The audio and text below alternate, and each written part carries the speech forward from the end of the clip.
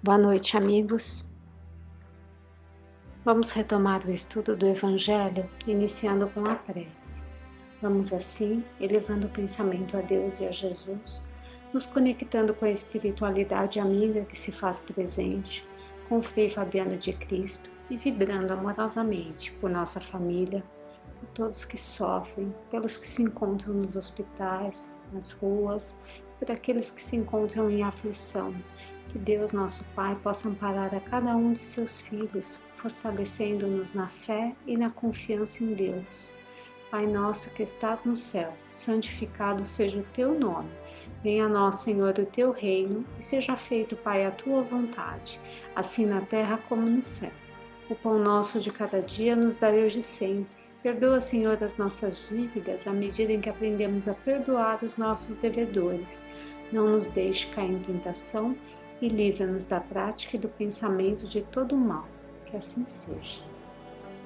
Do Evangelho segundo o Espiritismo, hoje retomaremos o estudo do capítulo 13, que a mão esquerda não sabe o que faz a direita. O item é o 17, a piedade. E o Evangelho nos diz: a piedade é a virtude que mais vos aproxima dos anjos, é a irmã da caridade que vos conduz para Deus. Deixai vosso coração enternecer-se diante das misérias e dos sofrimentos de vossos semelhantes. Vossas lágrimas são um bálsamo que derramais nas suas feridas, e quando tocados por uma doce simpatia, conseguis restituir-lhes a esperança e a resignação que venturas experimentais. É verdade que essa aventura tem um certo amargor, porque surge ao lado da desgraça, mas se não apresenta o forte sabor dos gozos mundanos, também não traz as pungentes decepções do vazio deixado por estes. Pelo contrário, tem uma penetrante suavidade que encanta a alma. A piedade, quando profundamente sentida, é amor. O amor é devotamento, é o ouvido de si mesmo. E esse ouvido, essa abnegação pelos infelizes, é a virtude por excelência, aquela mesma que o divino Messias praticou em toda a sua vida e ensinou na sua doutrina tão santa e sublime. Quando essa doutrina for devolvida à sua pureza primitiva, quando for admitida por todos os povos, ela tornará a terra feliz, fazendo reinar na sua face a concórdia, a paz e o amor. O sentimento mais apropriado a vos fazer progredir, domando o vosso egoísmo e vosso orgulho, aquele que dispõe da vossa alma à humildade, à beneficência e ao amor ao próximo, é a piedade. Essa piedade que vos comove até as fibras mais íntimas, diante do sofrimento de vossos irmãos, que vos leva a estender-lhes a mão caridosa e vos arranca lágrimas de simpatia. Jamais sufoqueis, portanto, em vossos corações essa emoção celeste, nem façais como esses endurecidos egoístas que fogem dos aflitos, para que a visão das suas misérias não lhes perturbe, por um instante, a feliz existência. Temei ficar indiferente quando puderdes ser úteis. A tranquilidade conseguida ao preço de uma indiferença culposa é a tranquilidade do Mar Morto, que oculta na profundeza de suas águas a lama fétida e a corrupção. Quanto à piedade, está longe, entretanto, de produzir a perturbação e o aborrecimento que se arreceia. O egoísta. Não há dúvida que a alma experimenta, ao contato da desgraça alheia, confrangendo-se um estremecimento natural e profundo, que faz vibrar todo o vosso ser e vos afeta penosamente. Mas compensação é grande quando conseguis devolver a coragem e a esperança a um irmão infeliz, que se comove ao aperto da mão amiga e cujo olhar, ao mesmo tempo umedecido de emoção e recolhimento, se volta com doçura para vós, antes de se elevar ao céu, agradecendo por lhe haver enviado um consolador, um amparo. A piedade é a melancólica, mas celeste precursora da caridade, esta primeira entre as virtudes de que ela é irmã e cujos benefícios prepara e enobrece. Vamos conversar um pouco agora sobre a piedade, compaixão por aqueles que sofrem. E aí me remete às inúmeras oportunidades que a casa espírita nos propicia nas viagens, né, que podemos participar da caravana. Quanto conhecimento, quanto aprendizado. E por vezes achamos que estamos doando algo, quando na verdade estamos resgatando a nós mesmos, né? E cada visita um ensinamento. Lembro de uma visita no hospital de Pirapitingui, em que conversei com um senhor e ele me falou da vida, que trabalhava entregando cartas e que à noite ele e os amigos iam dançar. Passou toda a vida no hospital. Me falou que tinha uma casa e que morava sozinho. E na hora de nos despedirmos, falei para ele se recuperar. Logo, que na próxima visita, se houvesse oportunidade, quem sabe, visitaria-o na sua casa. E ele me disse que tudo bem, que se na próxima visita ele estivesse no hospital, eu encontraria ele com a mesma alegria, porque ele é muito grato a Deus, que permitiu que ele passasse toda a vida dentro do hospital, porém ajudando os outros. E somente agora ele teve que ficar hospitalizado, sendo que muitos dos seus amigos passaram a vida hospitalizados. E mesmo que daquele dia em diante ele passasse toda a sua vida confinado a uma cama, ainda assim ele passaria todos os dias agradecendo a Deus. Bom, nem preciso dizer que as lágrimas me calaram, né? Eu agradeci a ele pelo aprendizado, né? E eu sou muito grata a ele pelo ensinamento, né, que carrego a vida inteira, porque por vezes passamos por problemas que nem se comparam com os problemas vivenciados por eles e reclamamos, blasfemamos contra Deus, enfim. Saí de lá refletindo sobre as palavras daquele irmão que passa pela prova com tanta dignidade, com tanta confiança e com tanta fé em Deus, né? Por vezes falamos, eu não consigo ir na visita. E se fôssemos nós, será que não conseguiríamos, será que não gostaríamos de receber a visita de um amigo?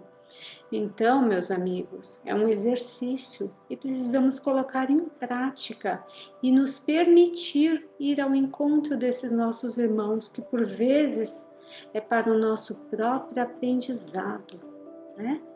E como nos diz o Evangelho, devemos temer sim, ficar indiferente à dor alheia, quando pudermos ser úteis, né?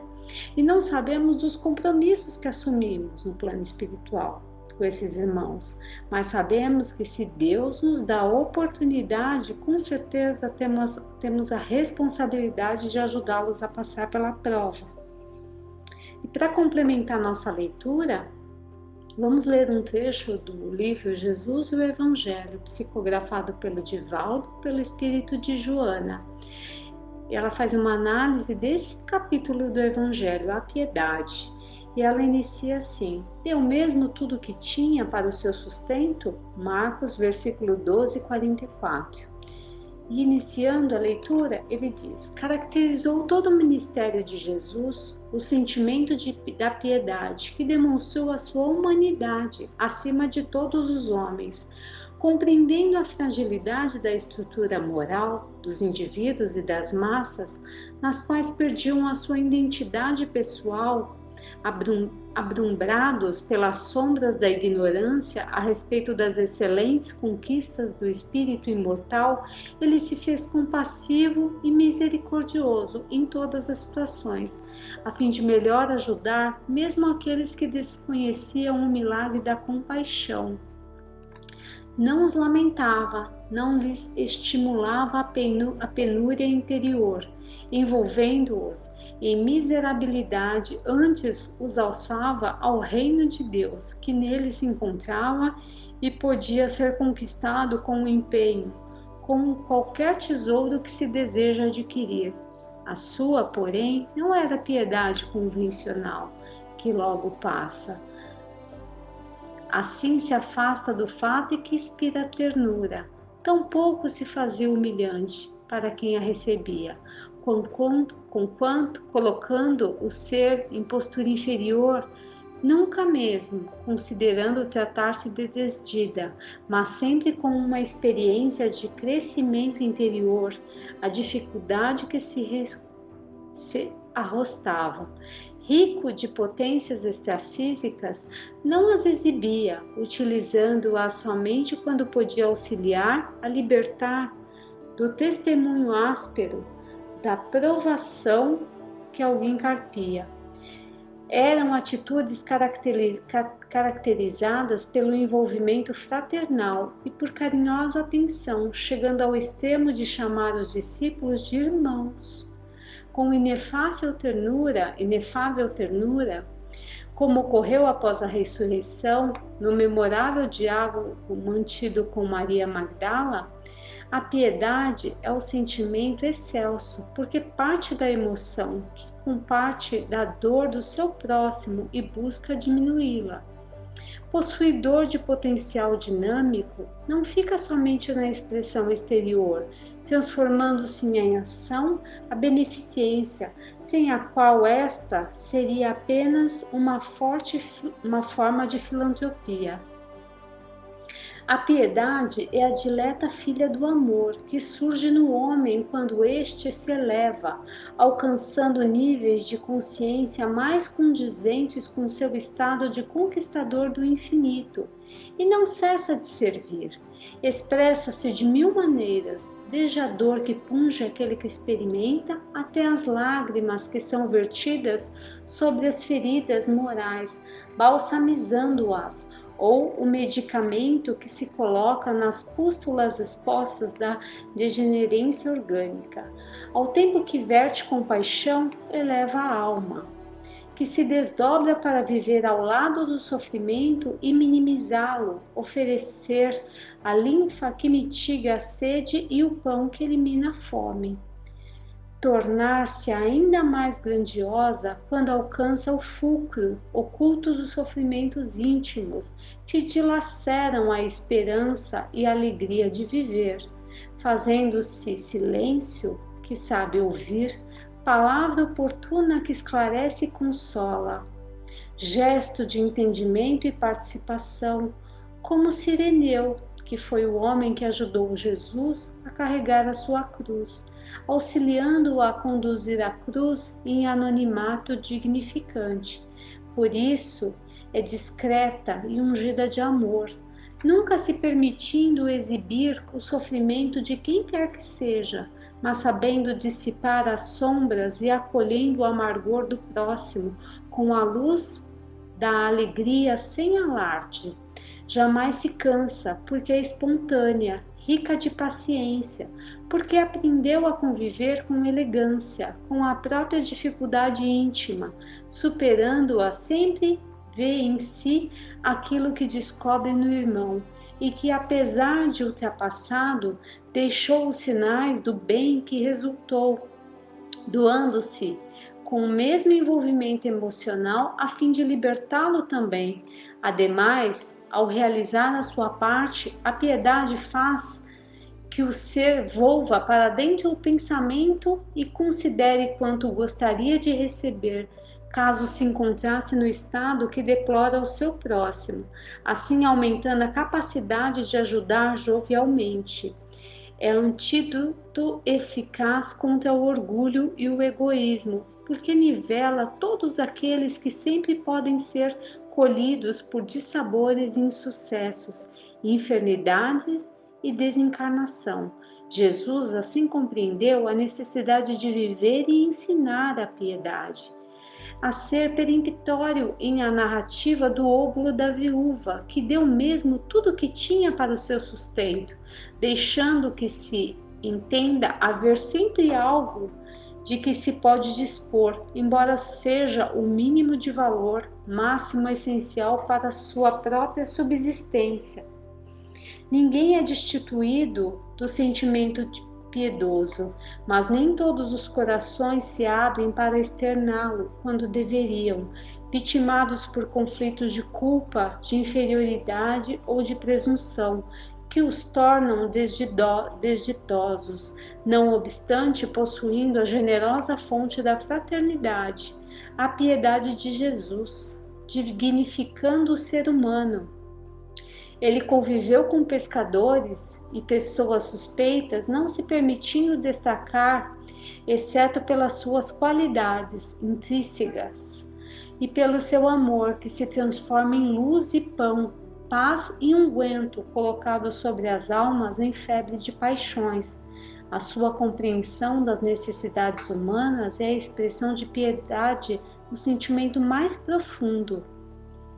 Não há, portanto, quem não se possa dispor ao mister da piedade, porque esse sentimento pode ser talvez o mínimo que se possua quando se está carente, na desolação ou na miséria, significando o próprio sustento, mas que pode e deve ser repartido para auxiliar ou para glorificar a vida. A viúva, na narração, não titubeou em doar tudo quanto tinha, que era quase nada, mas a sua foi a dádiva mais expressiva, enquanto os outros haviam dado o que lhes não fazia falta, e por ostentação, por orgulho, já que teriam mesmo que os deixar na terra, quando a morte convidasse ao retorno. Isto porque, à luz da psicologia profunda, ela compreendeu que também era ser humano e que fazia parte da comunidade, viúva, mas não extinta, que vibrava deixando que a sociedade se mantivesse nos níveis aceitáveis por tornar os relacionamentos interpessoais dignos, tornando-se necessária também a sua cota, por menor que fosse, e então ofereceu tudo o que tinha, tudo o que dispunha. Estar vivo é participar do movimento humano, não obstaculizar a marcha do progresso, contribuir com seu quinhão, por mínimo que se apresente. Não podemos viver inserido numa bolha, né, meus irmãos? Viver indiferente ao sofrimento dos outros, criar nossos filhos dentro dessa redoma, insensíveis, indiferentes. Precisamos e é importante inseri-los nesse contexto, que possam aprender com isso, que ele possa desde pequeno estender aos braços aos que chegam à casa espírita, servir um prato de sopa a um irmão que chega com fome, dividir os seus brinquedos com as crianças da casa e ajudar na confecção de doce das festinhas, sabendo que é para o outro e não para ele. É assim que criamos nossos filhos, né? A piedade de Jesus era sinal de compreensão do processo evolutivo, pelo qual deveriam passar os homens que aos sofrimentos fazem jus, mas que os poderiam ter diminuídos pelo esforço próprio que se entregassem aos mecanismos terapêuticos do amor que liberta. E aí vem a citação: e deu mesmo tudo o que tinha para o seu sustento, lecionando que à medida que mais se dá, mais se enriquece o coração de piedade e de alegria de viver. E para elucidar essa mensagem do Evangelho e a gente refletir sobre a questão da piedade em nossa casa, eu trago um texto do livro Alvorada do Reino, psicografado por Francisco Cândido Xavier. O título da mensagem é Piedade em Casa. E ele nos diz: não aguarde as ocorrências da dor para desabotoares a flor da piedade no coração. Se afável com os teus, se gentil em casa, se generoso onde estiveres. No lar encontrarás múltiplas ocasiões, cada dia, para o cultivo da celeste virtude. Tolera com calma silenciosa a cólera daqueles que vivem sobre o seu teto, que te agasalha. Não pronuncieis frases de acusações contra um parente que se ausentou por algumas horas. Não te irrites contra o irmão enganado pela vaidade ou pelo orgulho, que se transviou nos vastos despenhadeiros da ilusão. Na tarefa de esposo, desculpa a fraqueza ou a exasperação da companheira. Nos dias cinzentos da incompreensão e no ministério da esposa, aprende a perdoar as faltas do companheiro e esquecê-las, a fim de que ele se fortaleça no crescimento do bem. Se és pai ou mãe, compadece de teus filhos quando estejam dominados pela indisciplina ou pela cegueira. E se és filho ou filha, ajuda os pais quando sofram nos excessos de rigorismo ou na intemperança mental. Compreende o irmão que errou e ajuda-o para que não faça pior, e capacita-te de que toda revolta nasce da ignorância, para que tuas horas no lar e no mundo sejam forças de fraternidade e de auxílio. Quando estiveres à beira da impaciência ou da ira, perdoa. Perdoa 70 vezes 7 e adota o silêncio por gênio, guardião da tua própria paz. Compadece-te sempre. Se tu é desespero e conturbação onde te encontras, compadece-te ainda mais. Ampara e espera, sem reclamar. Guarda a piedade entre as bênçãos do trabalho. Habitemos-nos a ignorar todo o mal, fazendo todo o bem que estiver ao nosso alcance. A piedade do Senhor, nas grandes crises da vida, transformou-se em perdão, com bondade e em ressurreição, com serviço incessante pelo soerguimento do mundo inteiro. Para refletir, né? Tudo começa nas bases do nosso lar, a nossa família. Precisamos aprender dentro de casa para conseguirmos transpor ao nosso próximo, a nosso irmão. Né? E para finalizar a nossa leitura hoje, um texto extraído do livro Palavras de Vida Eterna, psicografado por Francisco Cândido Xavier e pelo Espírito de Emmanuel. E o nome do texto é No Auxílio de Todos. E ele inicia com uma citação: pelos reis e por todos que estão em eminência, para que tenhamos uma vida justa e sossegada, em toda piedade e honestidade. Paulo, Timóteo, versículo 2. E ele fala o seguinte: comumente, em nossos recintos de conversação e prece, voltamo-nos compassivamente para os nossos companheiros menos felizes do mundo. Apiedamo-nos sem dificuldade dos enfermos e dos desesperados, dos que se afundaram nas águas lodosas da miséria ou que foram vitimados por flagelos públicos. Oramos por eles, relacionando-lhes as necessidades que tentamos socorrer na medida de nossos esforços e de nossos recursos. Entretanto, o apóstolo Paulo, em suas recomendações a Timóteo, lembra-nos o amparo espiritual que devemos a quantos suportam na fronte a coroa esfogueante da autoridade, comandando, dirigindo, orientando, esclarecendo e instruindo. São eles os nossos irmãos, conduzidos à eminência do poder e da fortuna, da administração ou da liderança, que carregam tentações e provas ocultas de toda a espécie, padecendo vicissitudes que muitas vezes retratam de lamentável maneira nas coletividades que influenciam.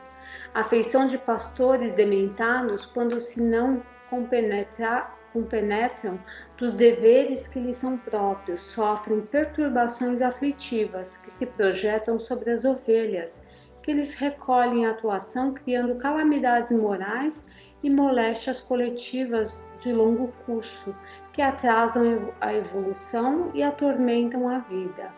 Não nos esqueçamos, pois, da oração pelos que dirigem, auxiliando-nos com a bênção da simpatia e da compaixão, não só para se Desencubam zelosamente nos compromissos que lhes zelam a rota, mas também para que vivamos um sadio exemplo deles, na verdadeira caridade, uns para com os outros, sob a inspiração da honestidade, que é a base de segurança em todo o nosso caminho.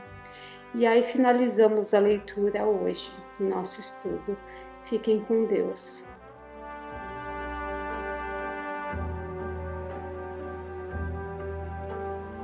Uma boa noite a todos. Estamos outra vez reunidos para a continuidade do estudo do nosso livro Diversidade dos Carismas, do autor Hermínio Miranda. Antes de procedermos à leitura do livro, vamos ler uma pequena história que retiramos aqui do livro Contos e Apólogos, psicografado por Francisco Cândido Xavier, pelo espírito Irmão X. A nossa historinha de hoje tem por título O Bendito Aguilhão e nos diz o seguinte: atendendo a certas interrogações de Simão Pedro, no singelo agrupamento apostólico de Cafarnaum, Jesus explicava solícito.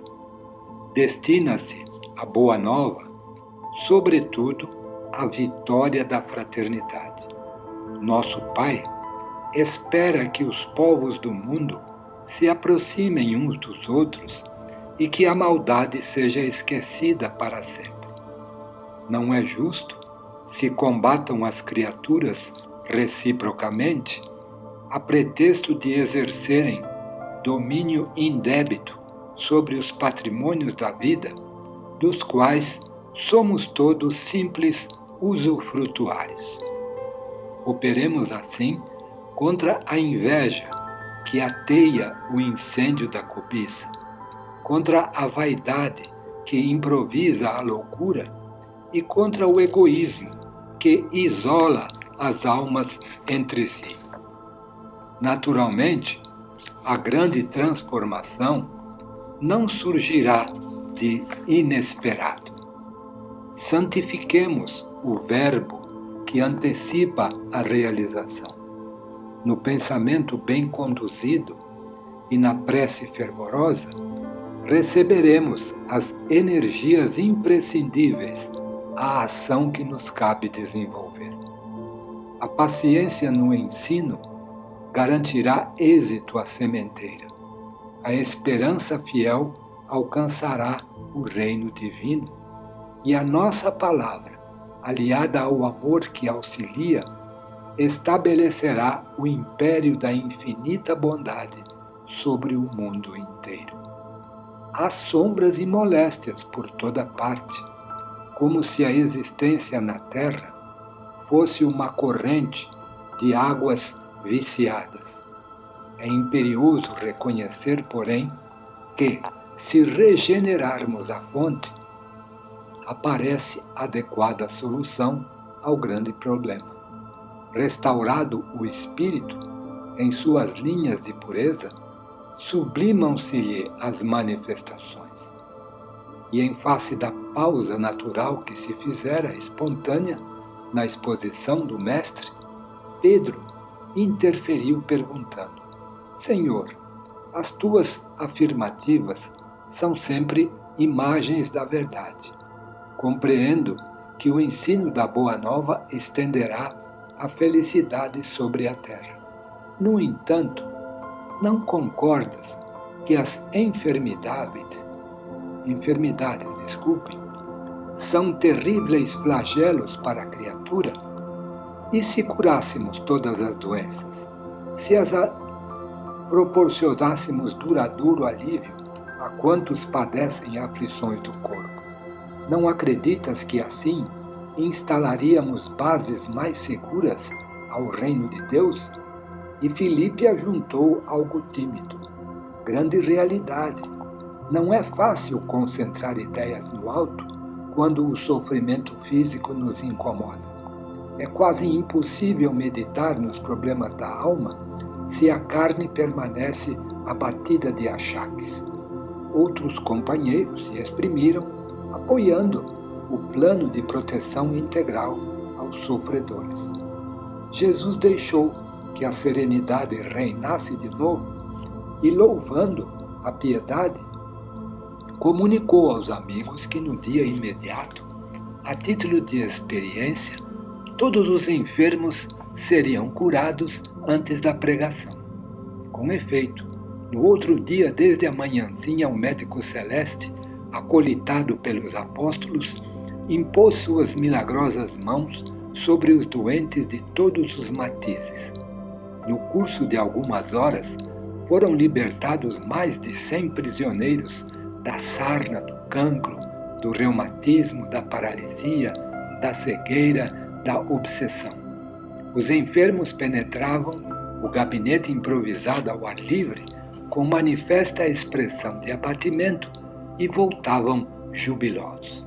Tão logo reapareciam de olhar fulgurante, restituídos à alegria, à tranquilidade e ao movimento, formulava Pedro o convite fraterno para o banquete de verdade e luz. O mestre, em breves instantes, falaria com respeito à beleza da eternidade e à glória do infinito, demonstraria o amor e a sabedoria do Pai e descortinaria horizontes divinos da renovação, desvendando os segredos do céu para que o povo traçasse luminoso caminho de elevação e aperfeiçoamento na terra. Os alegres beneficiados, contudo, se afastavam, céleres, entre frases apressadas de agradecimento e desculpa. Declaravam-se alguns ansiosamente esperados no ambiente doméstico e outros se afirmavam interessados em retomar certas ocupações vulgares com urgência. Com a cura do último feridento, a vasta margem do lago contava apenas com a presença do Senhor e dos 12 aprendizes. Desagradável silêncio baixou sobre a reduzida assembleia. O pescador de Cafarnaum endereçou significativo olhar de tristeza e desapontamento ao mestre. Mas o Cristo falou compassivo: Pedro, estuda a experiência e guarda a lição. Aliviemos a dor, mas não nos esqueçamos de que o sofrimento é criação do próprio homem, ajudando-o a esclarecer-se para a vida mais alta. E sorrindo expressivamente, rematou: a carne enfermiça é o remédio salvador para o espírito envenenado. Sem o bendito aguilhão da enfermidade corporal, é quase impossível tanger o rebanho humano do lodaçal da terra para as culminâncias do paraíso. Continuando a leitura do nosso livro Diversidade dos Carismas, lembrando que estamos no capítulo 9, que fala sobre a psicometria. Nós havíamos parado na semana passada, no final do item 3, e de onde reiniciaremos a nossa leitura de hoje. Outro aspecto que assinala o professor Fodor é o de que as visões psicométricas podem ser reduzidas em tamanho ou sobrepor-se a todo o ambiente onde se encontra o sensitivo, o que nos faz lembrar a janela psíquica de Regina. Na psicometria ou em qualquer faculdade, as técnicas e os métodos de cada sensitivo podem variar, mas o resultado é sempre o mesmo e sempre fascinante. Alguns mal tocam o objeto a ser psicometrado, são imediatamente transportados ao local desejado. Outros parecem demorar-se um pouco mais. Há os que rasgam um pedaço do papel, por exemplo, e se esse for o caso, e o colocam na boca. E há os que tomam o objeto e o colocam sobre a testa ou sobre o plexo solar. Há também os que os tomam nas mãos e ficam a acariciá-lo ou a apalpá-lo. Alguns entram numa espécie de transe, seria desdobramento, outros não, conservam sua lucidez. O traço mais comum é o relaxamento de corpo e mente, um estado de passividade. Outros parecem ficar densos. Um dos grandes sensitivos do passado, o engenheiro polonês Stepan Osowiec, escreveu: "Começo por parar de pensar e dirijo todo o recurso interior no sentido da percepção espiritual. Afirmo que essa condição é alcançada pela minha fé inabalável na unidade espiritual de toda a humanidade." Muito bem. Prossegue o famoso sensitivo, descrevendo suas sensações, até que, de repente, vê a pessoa que escreveu a carta, se este for o caso. Se se trata de um objeto perdido, ele vê, com todos os pormenores, em que condições foi perdido.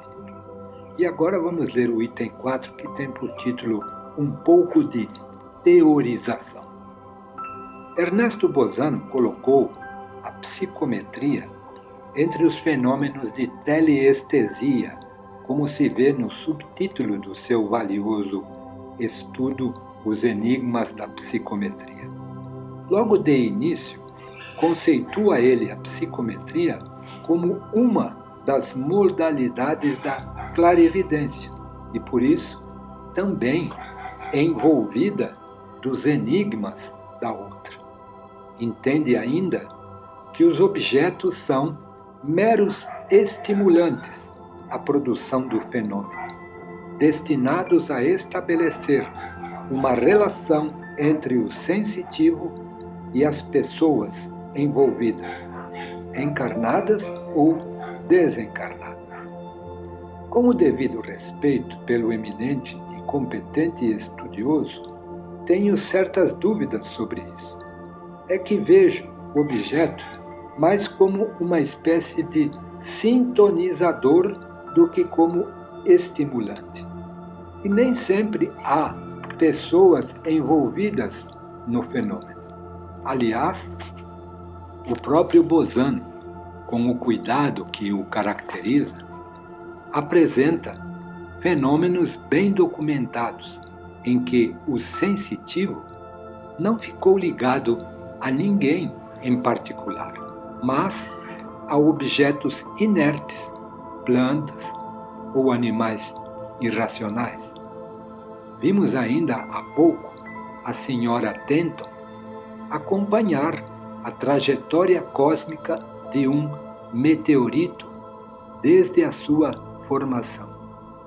Em outro ponto deste livro, lembramos as experiências feitas no México com a senhora Maria Reis de Zirold, que se identificou com uma pedra, uma concha marinha e com uma semente de planta tropical. O professor Bozano recorre à hipótese semelhante à de Osowiec, há pouco mencionada, ou seja, de que há uma lei de afinidade eletiva que une as pessoas aos objetos. Ainda que o termo fluido seja um tanto vago, há, por certo, uma ligação magnética qualquer, acho eu, não apenas entre pessoas e objetos, mas também e principalmente entre as pessoas, como nos propõe o Osowiec. Como diziam os antigos místicos e ocultistas, toda a vida é solidária entre si. A vida é uma coisa só, proclamava Silver Birch, partilhada por tudo quanto vive sobre a terra. Emmanuel diz que o ser dorme na pedra, sente na planta, sonha no animal e pensa no ser humano. Se dorme, é porque já está lá mesmo, na pedra. O doutor Albert Schweitzer pregou a doutrina da reverência pela vida por entendê-la também una, embora partilhada por todos, cada qual com a sua fagulha pessoal, doação divina que nos faz indestrutíveis e imortais, com todo o potencial da perfeição. Se somos filhos da luz, não há como fugir à óbvia evidência de que somos também luz, ainda que não realizada. Sobre isso, certo espírito nos ensinou, certa vez, uma belíssima lição. E aí o item 5 fala-nos sobre uma pausa para uma historinha instrutiva. Vinha de séculos e séculos de equívocos lamentáveis. Sua última experiência, ou pelo menos a que mais fundamente se gravara no seu psiquismo, fora num convento a que fora recolhida contra a sua vontade, porque a mãe a consagrara ao nascer à Virgem Maria. Não era, porém, o convento que ela queria, e sim a vida normal de uma jovem do seu tempo. Além do mais, era dotada de faculdades mediúnicas. Via espíritos, conversava com eles e até os deixava incorporarem-se nela. E, o que é mais grave, em momentos absolutamente impróprios. Seja porque não tivesse controle de sua mediunidade, seja porque os espíritos se aproveitavam da oportunidade para produzir certas manifestações no convento, foi um desastre total a sua vida em termos de comportamento conventual. Saiu dali para o mundo espiritual ainda perturbada e revoltada com tudo aquilo, odiando pessoas que a haviam submetido a verdadeiras torturas morais e algumas até físicas. Viveu esse ódio irracional e exerceu o quanto pôde a vingança sobre aquelas que, em vida, a fizeram sofrer.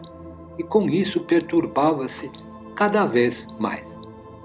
Um dia, reunindo alguma fé encontrada entre os escombros das suas vidas, orou por um momento e foi socorrida, esclarecida e retirada daquela condição aflitiva em que vivera tanto tempo em desatino. Começou a refazer suas ideias e a buscar novos caminhos rumo à paz.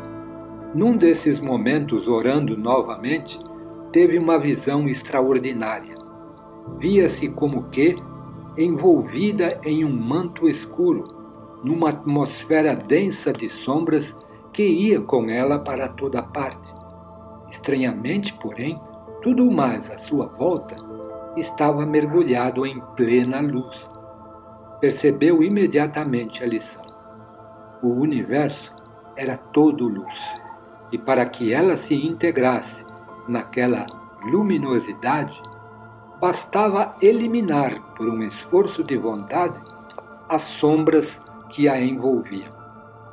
É nessa atmosfera de luz que vivemos todos. Cada um o diz à sua maneira, mas é tudo uma só realidade. Paulo, o apóstolo, declarou que vivemos e nos movemos em Deus e nele temos o nosso ser. Os ocultistas falam da solidariedade da vida. Mozano declara sua convicção no fluido universal, tal como os espíritos o disseram a Kardec.